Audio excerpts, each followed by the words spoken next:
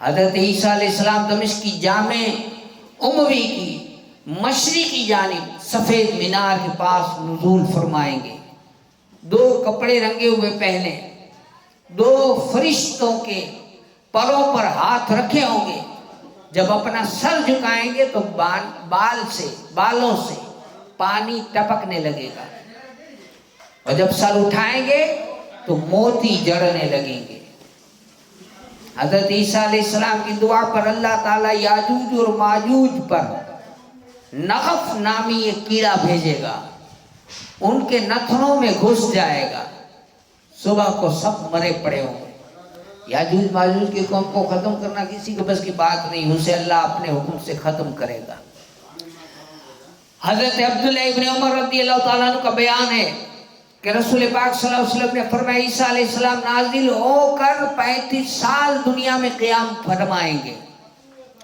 इस अरसे में वो निकाह भी करेंगे, उनसे औलाद भी होगी, और फिर वफात पाकर मेरे मकरबे में दफन किए जाएंगे। उनकी कब्र अबू बकर और उमर की कब्रों के बीच होगी। हजरत अब्दुल्लाह इब्न अब्बास रज़ियल्लाहु ताला अन्हु रिवायत करते हैं कि क़यामत के दिन दोज़ख की 7वीं ज़मीन, दोज़ख को 7वीं ज़मीन के नीचे से निकाला जाएगा।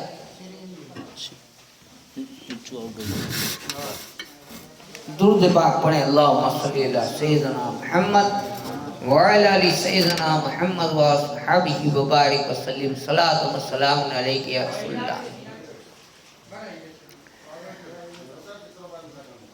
दोज़ख को 7वीं ज़मीन के नीचे से इस हाल में लाया जाएगा। अब ये देखो दोज़ख कितनी भयानक है। मरने के बाद अल्लाह सबके हाल पर रहम फरमाए, हमारे आपके सबके। डरना चाहिए, कितनी भयानक है। गौस पाक ने भी लिखा है, गुनत तालिबीन में इसको लिखा है, जहन्नम के हालात बयान किए। वो हाल क्या, 7वीं ज़मीन के नीचे से लाए जाएंगे दोज़ख। और कैसे लाएंगे? चारों तरफ फरिश्तों की 70 लाइन होगी। हर लाइन की तादाद तमाम जिन और इंसान की तादाद से, जितने इंसान दुनिया में है, कोई कहे कि गण लो, नहीं गिन सकते। जिन को गिन लो, नहीं गिन सकते। क्यों? इसलिए कि जितने इंसान है उससे 10 गुना जिन्नात है। क्या गिने? इंसानों को नहीं गिन सकते तो जिन्नातों को नहीं गिन सकते।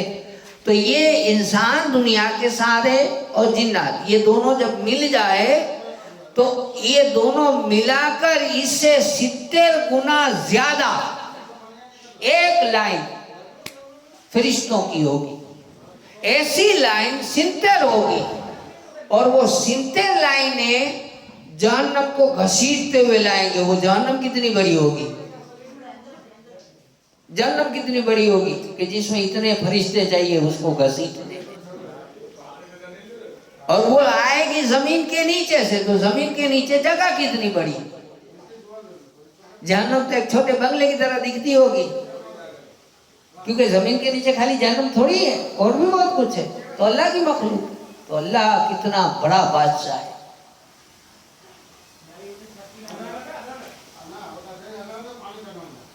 फरिश्ते उसकी लगामें खींचते होंगे। जहन्नम के 4 पांव होंगे। पांजी भाषा में जे के टायर चलता, पैड़ा, 4 टांगे होंगी। एक टांगे से दूसरे टांगे तक कितना टाइम लगे? 8 टांगे से वो टांगे जाना हो तो कितना टाइम लगे? तो कहते 1,00,000 बरस लगे। 4 उसके पाए हैं, एक पाए से दूसरे पाए सुधी पहुंचना हो तो 1,00,000 बरस लगे। और उसके 30,000 सर होंगे।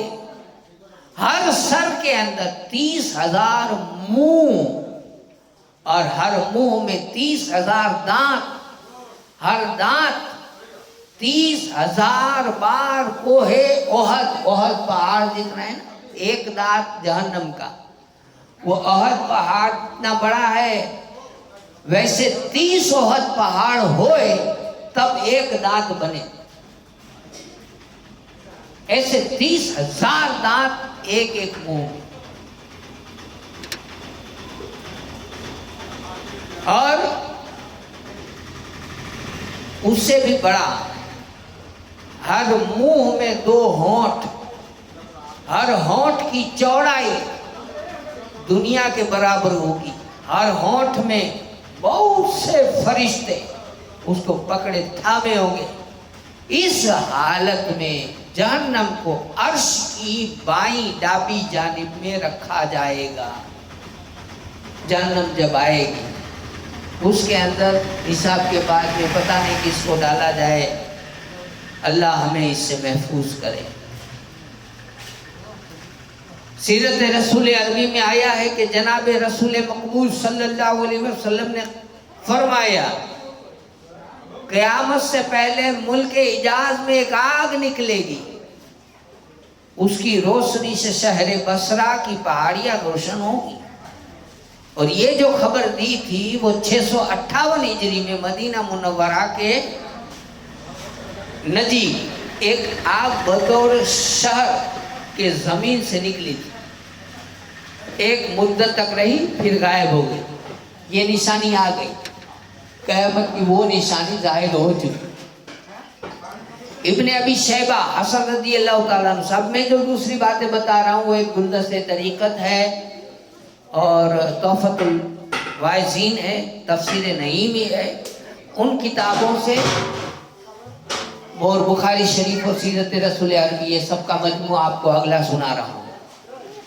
इब्ने अबी शैबा हसन रज़ी अल्लाह ताला अन्हु से रिवायत करते हैं कि दोज़खी एक दिन में 70,000 बार जलाया जाएगा।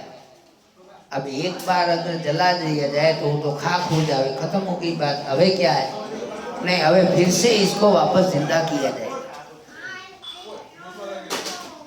मुफस्सिरीन ने अलग अलग बातें की हैं कि सजा तो किसको मिलनी है, जिस्म को कि रूह को।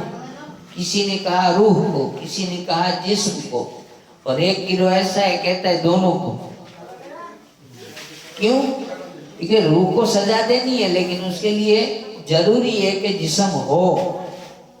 देखो मार पड़ेगी चमड़ी पर, दर्द होगा अंदर, रूह को तकलीफ होती है, दुख होता है ना, दर्द होता है।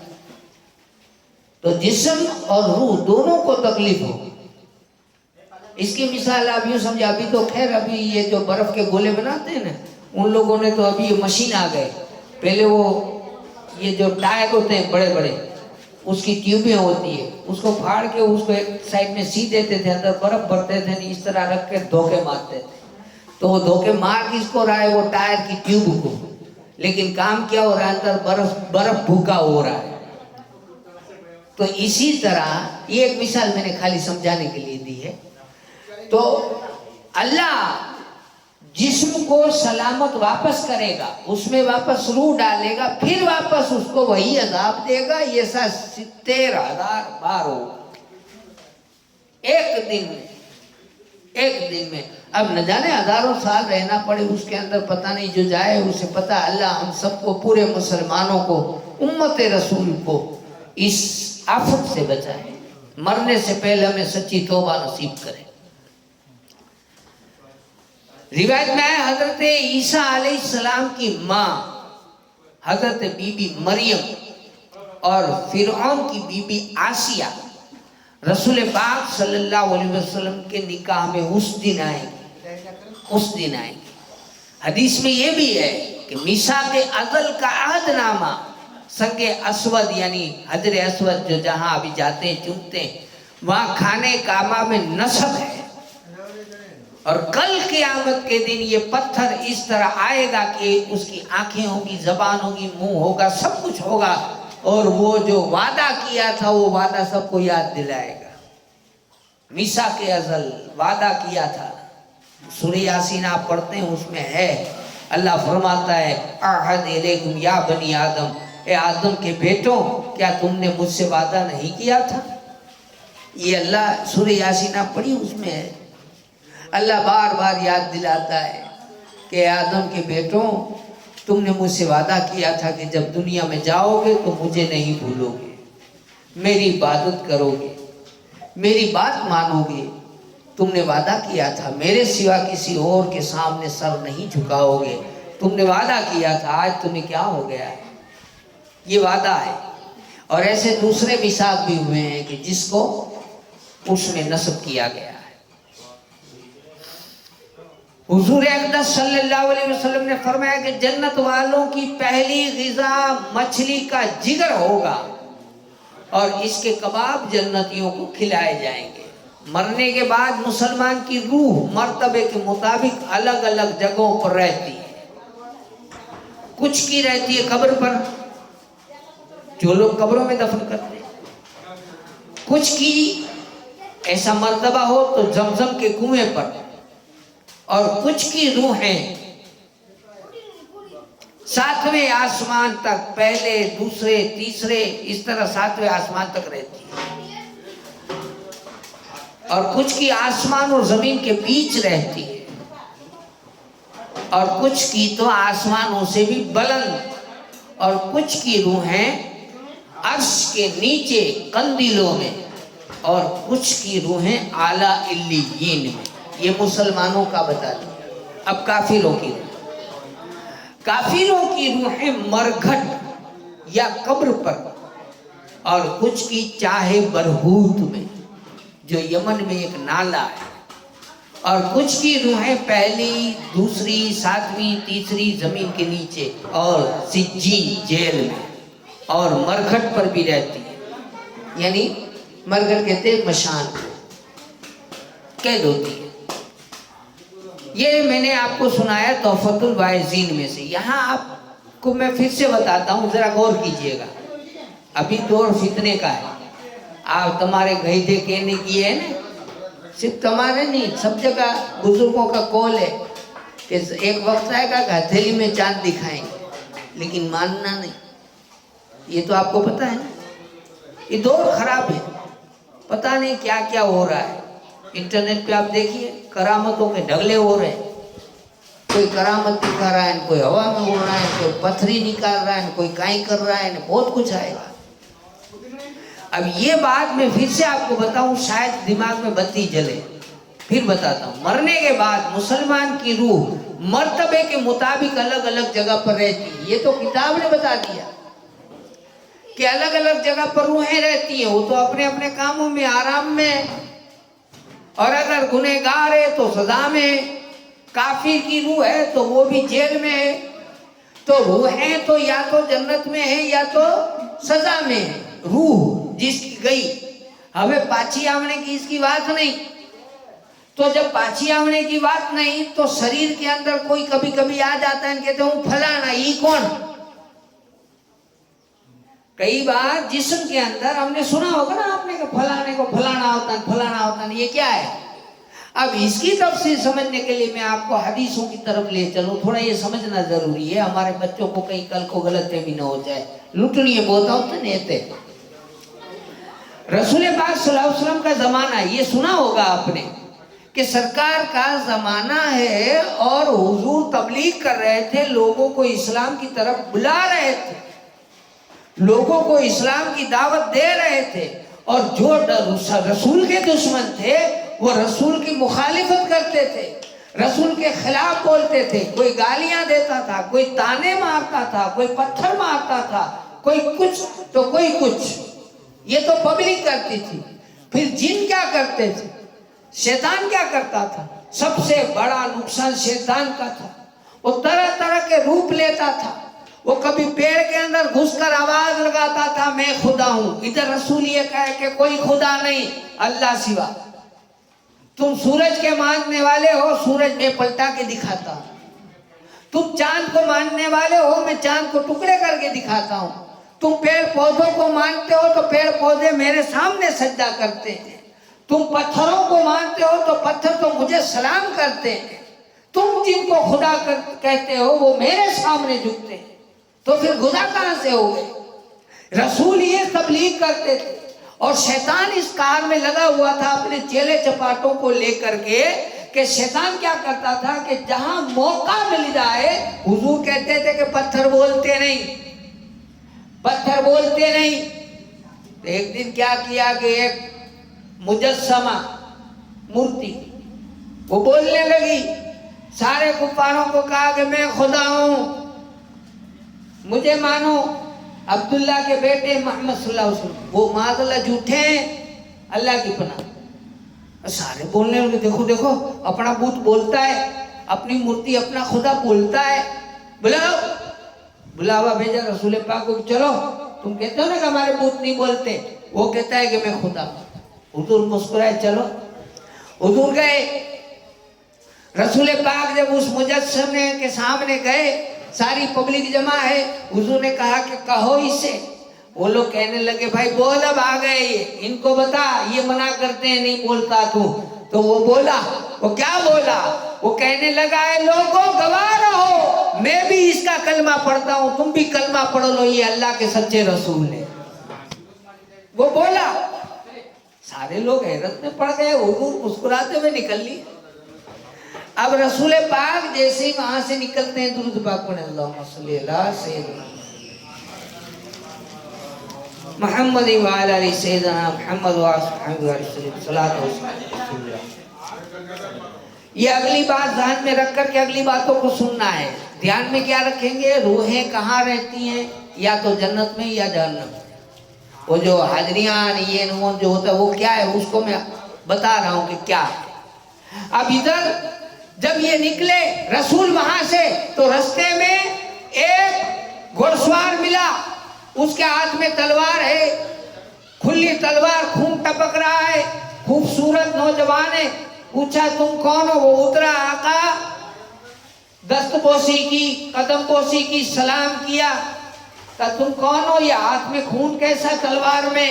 कहा आका मैं जिन हूं, मैं रहता हूं पहाड़ियों में, आप पर ईमान रखता हूं, और मुझे पता चला था कि ये जिन जगह जगह जाकर के आपकी बदगोई बोलता है, आपके बारे में अनाप शनाप बकता है। मैं इसे ढूंढ रहा था लेकिन मिल नहीं रहा था। आज पता चला, मुझे बच्चों ने बताया कि वहां वो बूथ में घुस करके आपकी बुराई कर रहा है। तो मैं फौरन वहां पहुंचा, मैं उससे बूथ के अंदर से निकाला, वो लड़ा, मैं लड़ाई कर रहा था कि आप आ गए। अब जब पूछा आपने, तो उस वक्त मेरी तलवार से इसको मैंने शहीद किया, और मैं उस बूथ के अंदर घुस गया और मैंने आपके नाम की गवाही दी। पहले जो बुराई कर रहा था वो ये था जिसको मैं मार चुका। एक दलील। दूसरी, एक बार ऐसा हुआ कि रसूल पाक सल्लल्लाहु अलैहि वसल्लम सहाबा के हमरा बैठे थे, एक सहाबी साथ में बैठे हैं, दूसरे आए, आकर कहा आका ये आपके साथ में जो बैठा है ना, वो आपको कल बुरा भला बोल रहा था। कहा कहाँ कह रहा था? कहा फला फला जगह पर। हुजूर ने कहा ये तो कल से मेरे साथ है। तो कहा तो वो कौन था? हुजूर ने कहा वो जिन था। पता ये चला कि जिन एक दूसरे की शक्ल इख्तियार कर सकते हैं। एक जिन ईमान लाया रसूल पाक पर, उसने कहा कि मैं जब छोटा था, ये खुद ये जिन कह रहा है कि मैं जब छोटा था तो मक्का की बाजारों में व्यापारियों को लड़वाया करता था। हुजूर ने पूछा कैसे? कहा इसके गले के पैसे उसमें डाल दूं, उसके पैसे इसमें डाल दूं। आप देखिएगा कई बार तिजोरियों में चाबी हमारे पास है, न पैसे गायब। ये कौन करता है? पता ये चला कि मेरे भाई ये जिन होते हैं। एक दूसरा बताऊं आपको, इसकी ड्यूटी होती है, ये कोई थोड़े थोड़ी है। तमाम इंसानों से 10 गुना ज्यादा जिन्नात है, याद रख लेना। कुछ लोग कहते हैं मस्जिद में जो होते हैं, तो क्या बाजार में नहीं होते? क्या यहाँ नहीं होंगे? बहुत होंगे। और इसमें भी अच्छे से ज्यादा बुरे વધારે हैं। अच्छों की तादाद कम है, बुरों की ज्यादा है। उनका काम ही यही है, उनका पूरा गिरोह टुकड़ियां हैं, सबको अलग अलग काम सौंपे। जब पुलिस खाते में ना अपने जो होमगार्ड में रात की ड्यूटी ने, अपनी सागर रक्षक की ड्यूटी ने, अपनी ही ड्यूटी बड़ी ड्यूटी सबको ड्यूटियां दी है। रोड रास्ते है ना जहाँ एक्सीडेंट होते हुए, वहां भी इनकी टुकड़ी हुई। जहाँ कहीं किसी को आग लगे ने मर जाए, कुरान में हमजाती शैतान, यानी कि हर शख्स के साथ उसका हम शक्ल हमजाद होता है। हर शख्स के साथ, मेरे साथ मेरे जैसा डुप्लीकेट, कॉपी टू कॉपी एक होता है, हर एक के साथ होता है, हिंदू मुस्लिम सबके साथ होता है। हमारा हमजाद मर जाता है, दब जाता है, कब? वो जो मिट्टी नहीं डालते, मिन्हा खलकनाकुम व फीहा नुईदुकुम व मिन्हा नुखरिजुकुम तारतन उखरा करके ये 3 बार पढ़ के जो मिट्टी डालते हैं ना, वो साथ में दब जाता है। और उनका दबता नहीं है, वो खुला फिरता है। अब जाहिर सी बात है कि मेरे साथ मेरी कॉपी हमेशा तो रही है, अरे ये मैं चला जाऊँ, ये बाहर रह जाए तो ये तो किसी के भी शरीर में घुसेगी ना। वो अभी मेरा एक बात है कि मेरे खानदान में, मेरे खानदान की बात कर रहा हूँ, मेरे चचा गुजर गए, गोधू काका, वो पैना नहीं था, वो गुजर गया। अभी तो कुफार थे, इनके ऊपर तो मिट्टी नहीं डाली। अबे कल को किसी के शरीर में वो गोधू काका आवे नहीं, इसको तो बड़ी खबर हुई ना कि कहाँ रहता था, नहीं क्या करता था, तो बोलने वाला है, अपने निशानी मांगिए, तू अगर आए तो सच्चा बता, आ क्या है वो क्या है, हमसे निशानी मांगते, वो तो देने वाला है, सब देने वाला है, क्योंकि उसके साथ था वो। इसी तरह जिन जिसकी ड्यूटी लगी है उसे भी सब पता होता है। एक जगह किसी ने फांसी खा ली तो शैतान उस चेले को कहता है कि तुम वहां उसकी शक्ल बनाने रहो। जैसे मान लो कि गंगा डोसी ने फांसी खाती, એટલે આ કહેવાય कि तू गंगा की शक्ल में वहां रही थी, પછી કોક दिन दिखा, बापा मैंने देखा हो, अब मौलानाओं की तो खाली बात है, ये सब करने में उसका क्या जाता है, उसका कुछ नहीं, उसको खाली इतना है कि मुसलमान ईमान से फिर जाए बस। तो इसमें ईमान से हम कैसे फिर सकते हैं? कैसे? जैसे कि उधर आपने आंखों से देख लिया कि वहां मैंने अपनी आंख से देखा भाई दोषी थी, इधर मौलाना कहता कि ऐसा कहीं हो ही नहीं। हदीसों में हमें मौलाना जी गाली में, बस हमने ईमान हमारा हदीस से हटा, उस बात को मान लिया, यही तो वो चाहता था, यही वो चाहता था। ये बात है, मैंने ये जिम्मन बात आई तो आपको बता दी कि भाई हमें सिर्फ अगर मानना है, मज़ारों पे जाओ, बेशक जाओ, जिन होते हैं जिनकी हाजिरी आती है, ये बात पक्की है, पाक जिन होते हैं इसकी भी हाजिरी आती है, लेकिन इंसान की रूह वापस किसी के जिस्म में नहीं जाती, ये नहीं होता। इंसान नहीं, जिन हो सकता है, मुक्किल ने, ये सब हो सकते, जिन नहीं हो, ये इंसान नहीं हो सकता। दज्जाल की पेशानी, इस पर लिखा होगा हाजा काफिर, और उसकी एक आंख कानी हो। क़यामत के करीब एक धुआं, अभी देखिए दज्जाल की बात मैंने कही ना कि वो काफिर लिखा होगा, उसकी आंख कानी होगी। आपने अभी ये अगर नेट में किसी ने देखा हो तो कोई हनीफ नाम का कोई है, ये अब चालू हो गई है, घर घर जाने पर स्कूलों में नए पढ़े लिखे ना स्कूल कॉलेज वाले हो ना, इसको कहना शुरू कर दिया कि ईसा अलैहिस्सलाम तो आ गई है, मेहंदी भी आ गई, क़यामत है नजीक है। लो ऐसे फितने बर्पा कर रहे हैं और कह रहे हैं कि ये कुरान में हदीस में ये चीज़ें गलत है। बहुत फितने बर्पा हो रहे हैं, देखने में, चैनल वगैरह देखने में ध्यान रखना। क़यामत के करीब एक धुआं मशरिक और मगरिब तक 40 दिन तक छाया रहेगा। इसके असर से मोमिनी पर जुकाम, मुसलमान जो होंगे उन पर जुकाम, सर्दी 40 दिन तक ये जब रहेगा, इनको जुकाम की कैफियत तारी होगी। और काफिरों को नशा चढ़ेगा, उनके नाक कान मुंह से धुआं निकलेगा काफिरों के, और मुसलमानों को सर्दी जैसा महसूस होगा। दाब्बतुल अर्द मक्के के सफा पहाड़ी के पास से निकलेगा, वो भी भयानक है। उसके पास हजरत मूसा अलैहिस्सलाम का आसा होगा, हजरत सुलेमान अलैहिस्सलाम की महर होगी, जिसे मोमिनीन की पेशानी पर वो मारेगा, हाजा मोमिन, और काफिर के माथे पर मारेगा, हाजा काफिर, ये मोहर लगा देगा, मोमिन के मोमिन लिखेगा और काफिर के काफिर, ये मोहर मारेगा। हजरत ईसा अलैहिस्सलाम मुल्क शाम की जामे उमवी के सफ़ेद मीनारे के करीब नाजिल होकर दज्जाल को कत्ल करेंगे। महशर के दिन कुछ लोग बिना हाथ पांव के उठेंगे, महशर के दिन बिन कब्रों से उठेंगे ना, तो कुछ लोग बिना हाथ पांव के होंगे। ये कौन होंगे? पड़ोसियों को सताने वाले होंगे। कुछ लोग सूअर की सूरत में उठेंगे, जो नमाजों में सुस्ती करने वाले होंगे। कुछ लोग कब्र से खून थूकते हुए उठेंगे। ये लोग बेचने खरीदने में, व्यापार में झूठ बोलने वाले होंगे। कुछ लोग कब्र से सूजे फूले हुए उठेंगे, ये अल्लाह से ना डरेंगे और इंसानों से डरते हुए छुप कर के गुनाह करते होंगे। इसी हाल में मरे होंगे तो तौबा की होगी तो नहीं। कुछ लोग बुद्धि और गला कटे हुए उठेंगे, ये झूठी गवाही देने वाले होंगे। ये सारी रिवायतें बुखारी शरीफ से मैं सुना रहा हूं आपको। हदीस नंबर 25, कुछ लोग वो होंगे जिनके मुंह में जबान नहीं होगी, मुंह से खून और रसी पीप जारी होगा। वो लोग कौन होंगे? वो सच्ची बात को छुपाने वाले होंगे। कुछ लोग सर झुकाए कब्र से निकलेंगे, उनके पांव सर पर होंगे। ये वो लोग होंगे जो जिना करते करते बिना तौबा के मर गए थे। कुछ लोग कब्र से कोढ़ी और जुजामी होकर उठेंगे, ये माँ बाप को सताने वाले होंगे, नाफरमान होंगे माँ बाप के।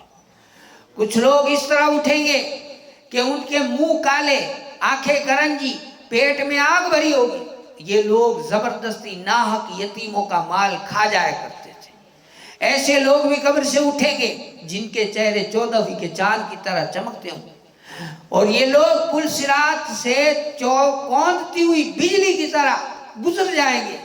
ये लोग नेक अमल करने वाले होंगे, गुनाह से बचने वाले होंगे, नमाज की हिफाजत करने वाले होंगे और तौबा के बाद मरने वाले होंगे। कुछ लोग इस हाल में उठेंगे, उनका दिल भी अंधा, आंखें भी अंधी, दांत बैल के सींग की बराबर होगा, होंठ उनके सीने तक होगा, जबान इनकी पेट या रान पर पड़ी होगी। ये लोग शराब पीने वाले होंगे, बगैर तौबा के मरे होंगे। रसूल पाक सल्लल्लाहु अलैहि वसल्लम ने फरमाया, दोज़ख में सूद ब्याज खाने वाले से ज्यादा किसी पर अज़ाब नहीं होगा, किसी पर नहीं। ये भी बुखारी शरीफ से। रसूलुल्लाह सल्लल्लाहु अलैहि वसल्लम ने फरमाया, क़यामत की जो निशानियां बयान फरमाई उनमें बाजारों का मंदी अची मिन्नी, बारिश कम होगी, सूदखोरी, हरामकारी इसकी ज्यादती हो जाएगी, दौलतमंदों की ताजीम की जाएगी, मस्जिद में फासिकों का शोर होगा, गुल होगा, बुरों का अहले हक पर गलबा शामिल है। जब तक 4 चीजों का सवाल नहीं होगा, बंदा खुदा के सामने से हट नहीं सकता, खड़ा रहेगा। वो 4 सवाल क्या हैं? पहला, उम्र किस काम में फना की? मैंने तुझे इतनी उम्र दी थी, किस काम में फना की? दूसरा, जिस्म का, कि तुझे तंदुरुस्त जिस्म दिया था, ये तंदुरुस्ती तेरी गई किस में? बूढ़ा किस काम में हो गया? क्या करता था कि करते करते बूढ़ा हो गया? तीसरा, इल्म का, कि कितना पढ़ा, कितना लिखा और क्या अमल किया। चौथा, माल का, कहां से कमाया, कहां खर्च किया। ये 4 सवाल तज़किरा मोहम्मदिया नाम की किताब में है कि जब तक नहीं होगा बंदा हट नहीं सकता। फिर मुखाशिफतुल असरार है, तोहफतुल वाइज़ीन है, या दीगर किताबें, उसमें जो जो रिवायत आई है वो ये है कि रसूल पाक सल्लल्लाहु अलैहि वसल्लम फरमाते कि मेरी उम्मत पर एक ज़माना ऐसा आएगा कि लोग उलमा और फुक़हा से नफरत करने लगेंगे। उस वक्त अल्लाह ताला उनको 3 तरह की बला में गिरफ्तार करेगा। पहली, कसाईयों में, पहली जो है हालत उनकी कसाईयों की तरह, यानी कमाइयों में बरकत नहीं रहेगी, उठा ली जाएगी, इनकी तरह हालत हो जाएगी। दूसरी, उन पर अल्लाह ताला जालिम हुक्मरान मुसल्लत कर देगा। तीसरी, दुनिया से बेईमान उठेंगे। 3 बातें, 3 आफतें होंगी। हदीस नंबर 35, रसूल खुदा सल्लल्लाहु अलैहि वसल्लम ने फरमाया, क़यामत उस वक्त तक कायम नहीं होगी जब तक 2 जमातों में जंग अजीम रूनुमा ना हो जाए। हालांकि ये दोनों का दावा होगा कि हम हक पर हैं, और क़यामत उस वक्त तक कायम नहीं होगा जब तक तकरीबन 30 झूठे दज्जाल दुनिया में ना आ चुके, जिनमें से हर एक कहता होगा कि मैं अल्लाह का रसूल। कम से कम ऐसे 30 होंगे जो ये कहेंगे कि मैं अल्लाह का रसूल। रसूलुल्लाह सल्लल्लाहु अलैहि वसल्लम ने फरमाया कि जो औरत अपने शौहर को अपनी ज़बान से तकलीफ देगी, क़यामत के दिन उसकी ज़बान 70 हाथ की होकर के गुद्दी के पीछे लग जाएगी। हज़रत अबू बकर सिद्दीक़ रज़ियल्लाहु ताला अन्हु ने रसूल खुदा सल्लल्लाहु अलैहि वसल्लम से रिवायत की कि जो औरत अपने खाविंद को अपनी ज़बान दराजी के कारण सताएगी वो खुदा की लानत, उसके गज़ब और तमाम फरिश्तों की लानत, आदमियों की, तमाम लोगों की उस पर फिटकार उसी में गिरफ्तार होगी। पता ये चला कि ये सारी चीज़ें क़यामत की जो निशानियां हैं, दुरूद पाक पढ़ें, अल्लाहुम्मा सल्ली अला सय्यदना मुहम्मद व अला आलि सय्यदना मुहम्मद व सल्लम सल्लल्लाहु अलैहि वसल्लम। क़यामत की ये जो निशानियां हैं ये आज हमने सुनी। आज हम किसी के इसाले सवाब के लिए बैठे, कल हमारा भी होने वाला है। मरने से पहले हम तैयारी कर लें। और छोकरा खास ध्यान दिए कि पूरी जो नस्ल है ना, अभी वैसे तो एक से है लेकिन हम 8 से गिने, 8 भाइयों की औलाद, फिर इनके बाद यानी कुल हमारे पास 450 हैं। तो अब सोच लो। और बड़े भी सबसे हाथ जोड़ के खराब लगे तो माफ़ कहीं जा, पर जितना 8 न मिली रह सके तो मुझे 450 के की संभालना। तो इसलिए सोचना, पीछे नस्ल को भी देखना, हमेशा शांति से काम लेना। और अपने आज ये इसाले सवाब में ना सबसे बड़ी नेकी बताऊँ, मैं खुदा की कसम कहता हूँ, सबसे बड़ी नेकी जिससे आपके माँ बाप की रूह खुश हो जाएगी। इनसे आज आप वादा कर लो कि माँ पे गमे ही थी आकड़े भी मत हाथ नहीं उपाड़ो, असा मरी हूंदा आकड़े भी मत हाथ नहीं उपाड़ो, आकड़े बे जा असा कातिल नहीं थी। अड़ी रीति वादो करे ॾियो कि तव्हांजी रूह खुश थी वञे कि मुंहिंजी औलाद मुंहिंजी वाड़ी लीली है, खैर है, वादो नहीं, कोई वादो नहीं, आपस में मिली नहीं रहता। तो माँ बाप उसी से खुश होते हैं ना। आई जा छोकरा मिली नहीं रहे तो आई के शांति हो, मुझे छोकरा शांत है तो आई के शांति होगी। खैर अल्लाह से दुआ करते हैं अल्लाह ताला हमें ऐसे काम करने की तौफीक अता फरमाए जिससे हमारे माँ बाप की रूह खुश हो जाए। अल्लाह हमें ऐसे काम करने की तौफीक अता फरमाए जिससे हमारे ख़ानदान की बख्शिश हो जाए। अल्लाह हमें मिलजुल कर रहने की तौफीक अता फरमाए। वाखिर दावाना अल्हम्दुलिल्लाह, अस्सलामु अलैकुम, सलाम के लिए खड़े हो।